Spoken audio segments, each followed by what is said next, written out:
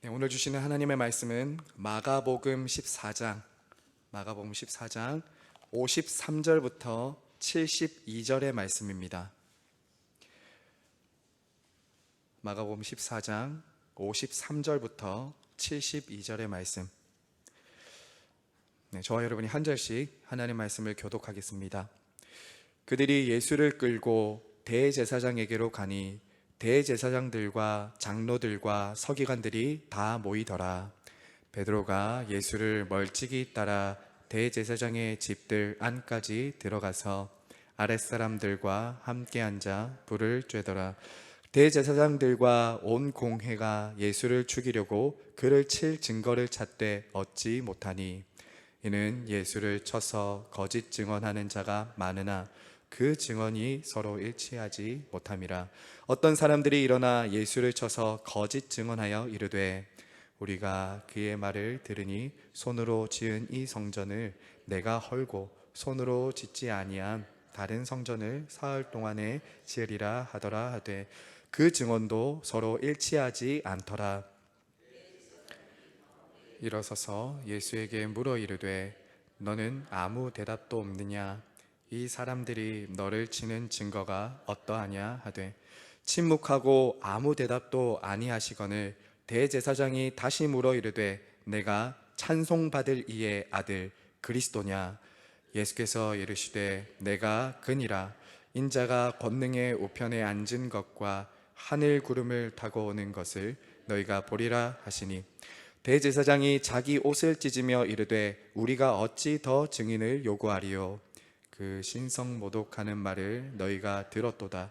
너희는 어떻게 생각하느냐 하니 그들이 다 예수를 사형에 해당한 자로 정죄하고 어떤 사람은 그에게 침을 뱉으며 그의 얼굴을 가리고 주먹으로 치며 이르되 선지자 노릇하라 하고 하인들은 손바닥으로 치더라. 베드로는 아랫뜰에 있더니 대제사장의 여종 하나가 와서 베드로가 불 쬐고 있는 것을 보고 주목하여 이르되 너도 나사렛 예수와 함께 있었도다 하거늘 베드로가 부인하여 이르되 나는 내가 말하는 것이 무엇인지 알지도 못하고 깨닫지도 못하겠노라 하며 여종이 그를 보고 곁에 서 있는 자들에게 다시 이르되 이 사람은 그 도당이라 하되 또 부인하더라. 조금 후에 곁에 서 있는 사람들이 다시 베드로에게 말하되 너도 갈릴리 사람이니 참으로 그 도당이라. 그러나 베드로가 저주하며 맹세하되 나는 너희가 말하는 이 사람을 알지 못하노라 하니 함께 읽겠습니다. 닭이 곧 두 번째 울더라. 이에 베드로가 예수께서 자기에게 하신 말씀 곧 닭이 두 번 울기 전에 내가 세 번 나를 부인하리라 하심이 기억되어 그 일을 생각하고 울었더라. 아멘. 오늘 말씀에서 우리는 피고석에 계신 예수님을 보게 됩니다. 온 세상을 심판하실 하나님의 아들이 거짓과 불의로 가득 찬 법정에 서 계십니다. 재판을 맡은 이들은 당시 대제사장들과 서기관들과 장로들입니다. 이들은 바로 그 당시 최고 법정이었던 사내들인 공회에 소속된 사람들이었습니다. 이 재판에 참석한 증인들은 이미 재판부와 결탁하여 거짓 증거들을 많이 준비해 두었습니다. 여러분, 이 재판이 지금 열리고 있는 곳은 당시 대제사장의 집, 가야바의 집이었습니다. 그런데 재판을 위해 모여든 사람들은 참 의아했을 것입니다. 왜냐하면 본래 공회의 재판은 낮에 이루어졌지만 피고를 신속하게 처형하기 위해서 불법적으로 밤에 공회원들을 급히 불러 신문을 하고 있기 때문입니다. 이들은 피고인을 따르는 군중들이 많기 때문에 밀란이 일어날 수 있다는 것을 알고 있었습니다. 그래서 한밤중에 신속하게 일을 처리하기 위해서 지금 불법도 서슴지 않고 있는 것이죠. 사실 이 재판은 피고에게 혐의를 묻기도 전에 이미 재판이 결정난 상황이었습니다. 이미 판결을 내린 재판이었죠. 그것은 바로 사형이었습니다. 이 판결 또한 이 공식적인 혐의나 증거를 근거한 것도 아니었습니다. 결국 이 재판은 온갖 거짓과 불법, 불의로 가득 찬 재판이었던 것이죠. 그런데 여러분, 피고석에 서 계신 예수님 편에는 지금 아무도 없습니다. 그분을 변호해 줄 수 있는 사람 또한 아무도 없습니다.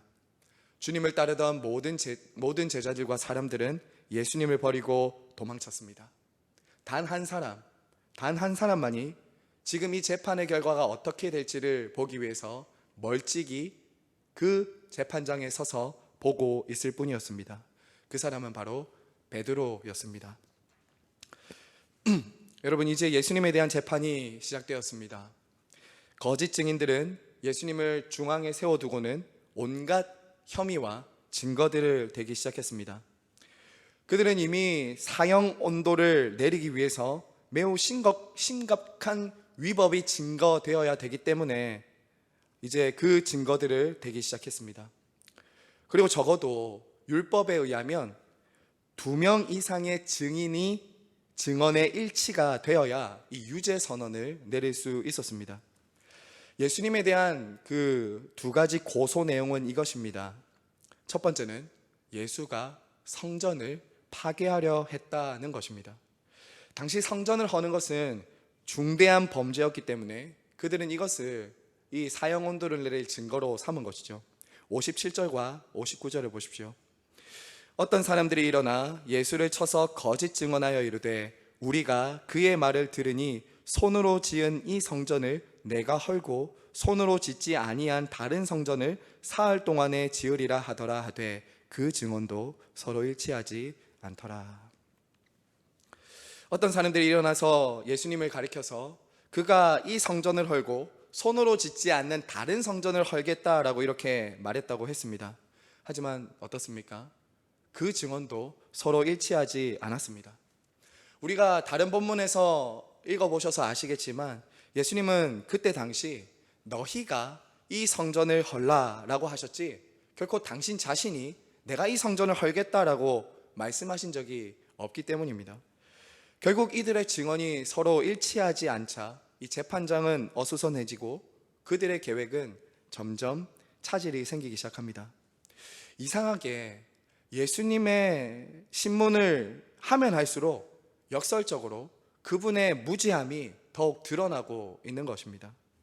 그런데 여러분, 더욱 이상한 것은 이 재판을 하는 사람들과 거짓 증인들 사이에 계신 우리 예수님의 모습입니다.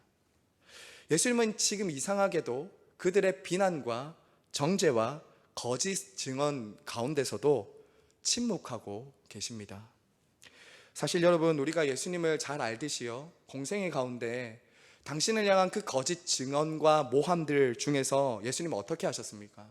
굉장히 지혜로운 말들로 그런 증언들을 단번에 제압을 하셨지 않았습니까?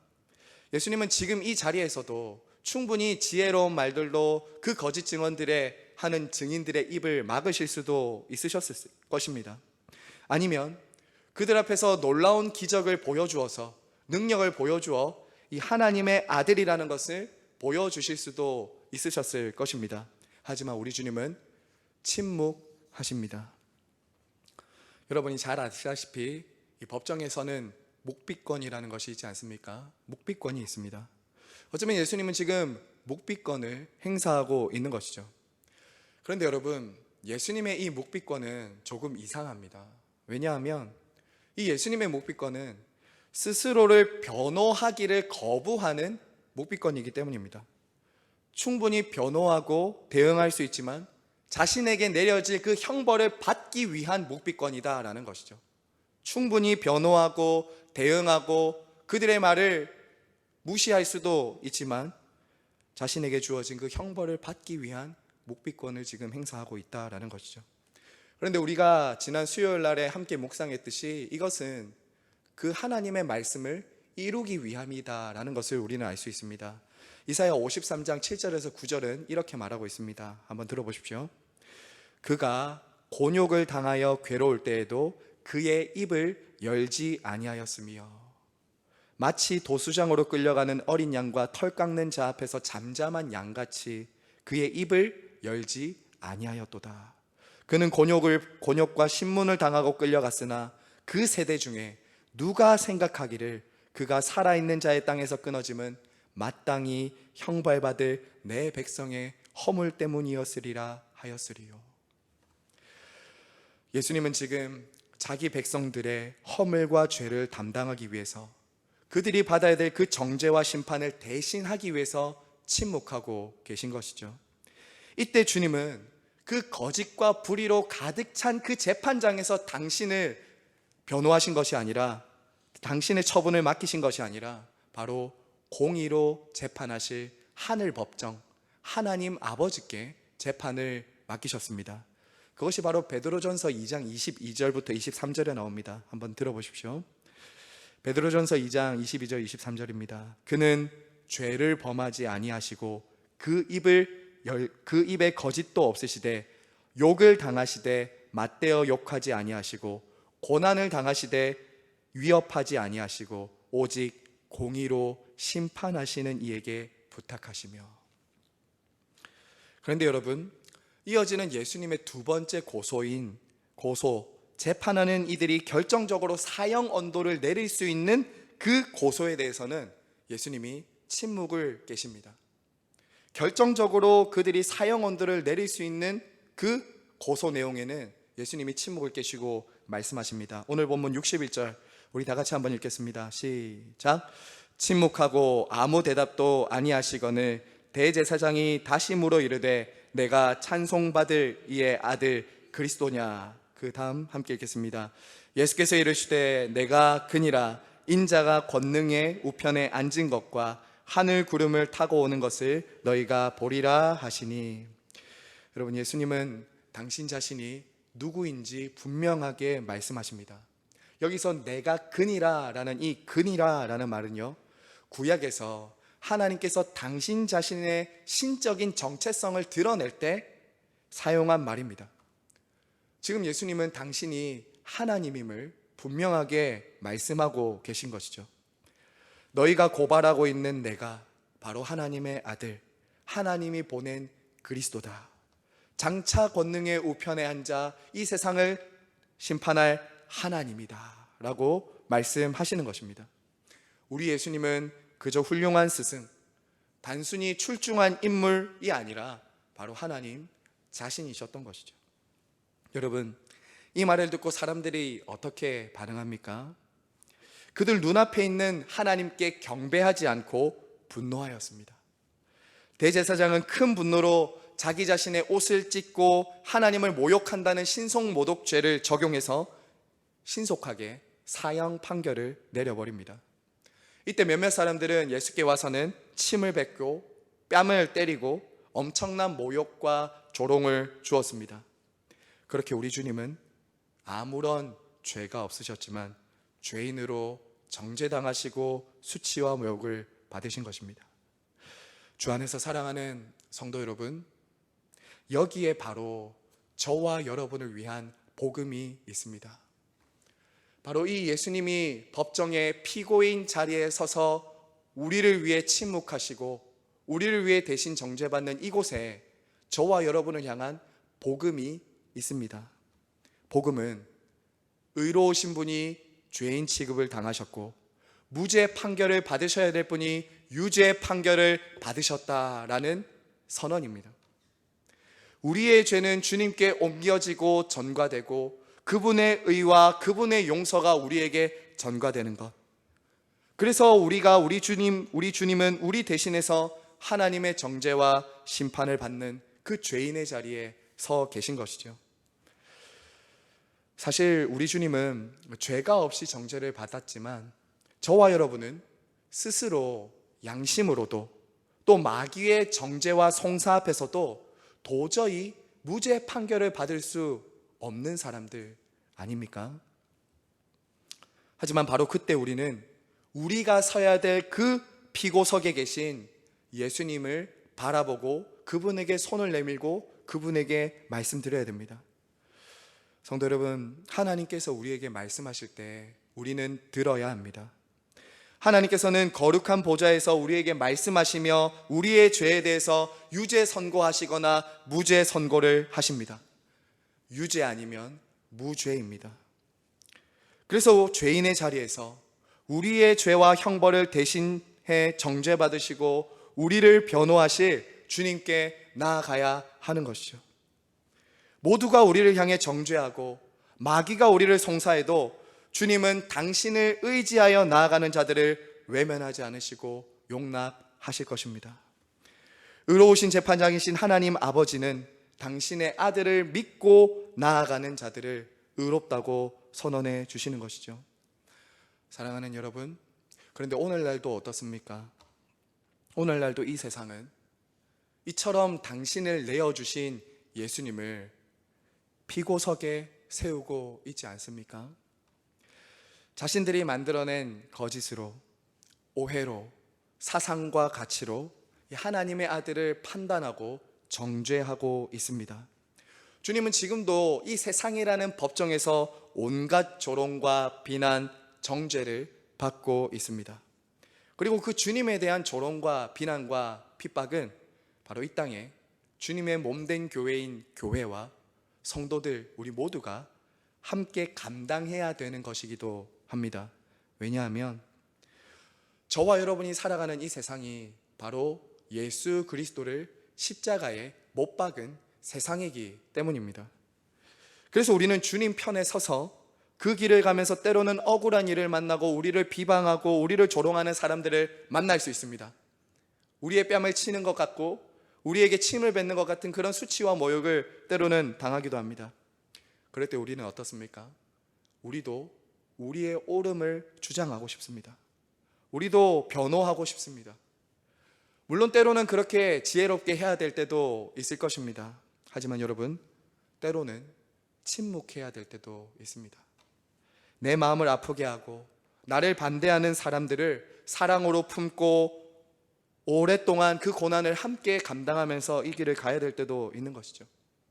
잠잠히 그를 사랑할 수 있는 마음을 주시도록 기도하며 그 길을 가야 될 때도 있다라는 것입니다. 왜냐하면 우리가 충분히 납득할 만큼 설명하고 이해시킨다고 해서 그 사람들의 마음이 달라지는 것은 아니기 때문인 것이죠. 성도 여러분, 오히려 우리는 그럴 때 오늘 이 재판장에 서 계신 예수님을 기억해야 합니다. 악을 악으로 갚지 아니시고 원수 갚는 것을 하나님께 맡기신 그 주님처럼 공의로 재판하실 하나님을 신뢰해야 한다라는 것이죠. 주 안에서 사랑하는 성도 여러분, 우리의 소망이 어디 있습니까? 우리의 소망이 어디 있습니까? 세상과 말로 싸워서 이기는 것이 아닙니다. 내가 나 자신을 변호해서 이기는 것이 아닙니다. 우리의 소망이 어디 있습니까? 바로 장차 다시 오셔서 온 세상을 심판하시고 우리를 구원하실 예수 그리스도께 우리의 소망이 있습니다. 그날에 우리 주님께서 눈물을 닦아주신다라는 여기에 우리의 소망이 있는 것이죠. 그러므로 그 주님에 대한 소망으로 그리스도의 남은 고난을 채워가시며 승리하시는 저와 여러분 모두가 되시길 간절히 바라고 축복합니다. 여러분, 이어서 끝으로 이어지는 말씀을 보시면 이처럼 십자가의 길을 묵묵히 가고 계신 주님과는 대조되는 한 사람의 모습이 나옵니다. 바로 예수님의 수제자 베드로입니다. 그는 예수님의 판결이 어떻게 될지를 살펴보기 위해서 멀찍이 따라가다가 사람들과 함께 불을 쬐며 앉아 있었습니다. 그런데 여러분, 그는 자신을 알아보는 그 여종들 앞에서 예수님을 몇 번 부인합니까? 3번 부인합니다. 심지어 공개적으로 예수님을 저주하며 나는 이 사람을 알지 못한다라고 합니다. 여러분, 70절, 71절 보십시오. 또 부인하더라. 조금 후에 곁에 서 있는 사람들이 다시 베드로에게 말하되 너도 갈릴리 사람이니 참으로 그 도당이라. 그러나 베드로가 저주하며 맹세하되 나는 너희가 말하는 이 사람을 알지 못하노라 하니. 자신을 알아보는 사람들이 많아지면 많아질수록 그의 부인의 강도 또한 점점 높아진다는 것을 볼 수 있습니다. 여러분, 사실 이런 베드로의 부인은 이미 예수님이 알려주신 것이었습니다. 예수님은 베드로에게 네가 닭 울기 전에 3번 나를 부인할 것이다 라고 말씀하셨습니다. 베드로는 그렇게 자부했죠. 나는 주님을 떠나지 않을 것입니다. 주님과 함께 죽으면 죽었지 나는 결코 예수님을 버리지 않을 것입니다 라고 자부했지만 결국 예수님의 말씀대로 3번 예수님을 부인하고 있는 것이죠. 그리고 주님을 3번째 부인한 그때에 닭이 울었습니다. 그러자 주님이 생각하신 말씀이 기억나서 오늘 말씀 마지막에 보면 그 일을 생각하고 울었더라 이렇게 말하고 있죠. 자신만만했던 베드로였지만 자신의 말을 지킬 수 없는 자신의 약함과 한계를 철저하게 여기서 깨닫게 된 것이죠. 성도 여러분, 오늘 이처럼 베드로의 철저한 실패가 우리들에게 보여주는 것이 무엇입니까? 바로 자신을 의지하면 넘어질 수밖에 없다는 것입니다. 자기 자신을 의지하면 반드시 넘어질 수밖에 없다는 것이죠.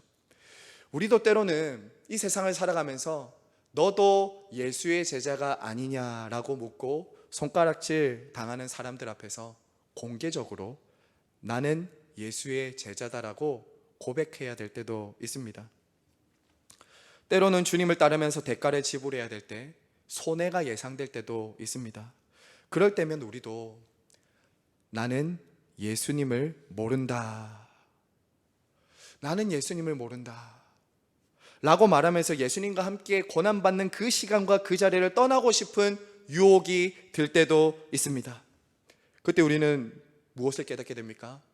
나는 나 스스로는 설 수 없구나, 나 스스로는 설 수 없구나. 이런 작은 이익 앞에, 이런 작은 손해 앞에, 이런 작은 일 앞에서도 나는 예수님의 제자라고 당당하게 고백하며 세상 앞에 말할 수 없구나. 이런 것들을 우리는 깨닫게 되는 것이죠. 성도 여러분, 우리가 의지해야 될 것은 우리 신앙의 연수나 직분이나 용기나 결단이 아닙니다. 우리가 의지하고 붙들어야 될 것은 오직 주님의 은혜밖에는 없는 것이죠. 주님, 저를 붙들어 주십시오. 제가 믿음을 지키고 믿음대로 살아갈 수 있도록, 주님의 제자로 살아갈 수 있도록, 주님의 뜻을 온전히 붙잡고 살 수 있도록 은혜를 베풀어 주시옵소서. 그 은혜가 우리를 지켜주는 것이지 우리의 용기나 우리의 결심과 결단, 그것이 우리를 지켜주는 것이 아니다라는 것이죠.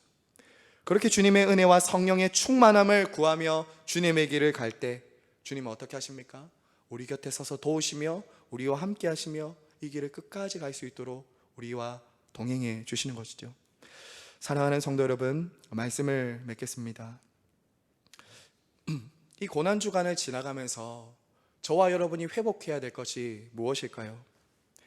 바로 우리를 사랑하셔서 자기를 비우시고 자기를 변호하지 않으시고 희생하시고 수치와 모욕과 형벌을 당하신 바로 이 주님의 모습을 회복하는 것 아니겠습니까?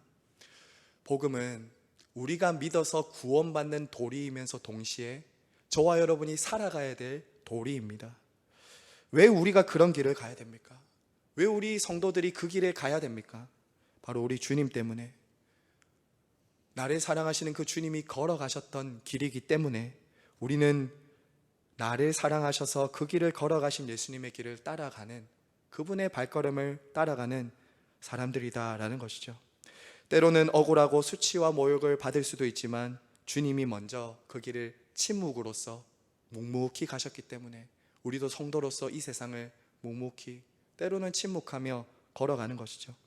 주님께서 저와 여러분에게 은혜 주셔서 이 주님이 가셨던 그 길을 끝까지 신실하게 걸어갈 수 있는 믿음과 은혜 주시기를 간절히 바라고 축복합니다. 우리 함께 찬양하고 기도하겠습니다.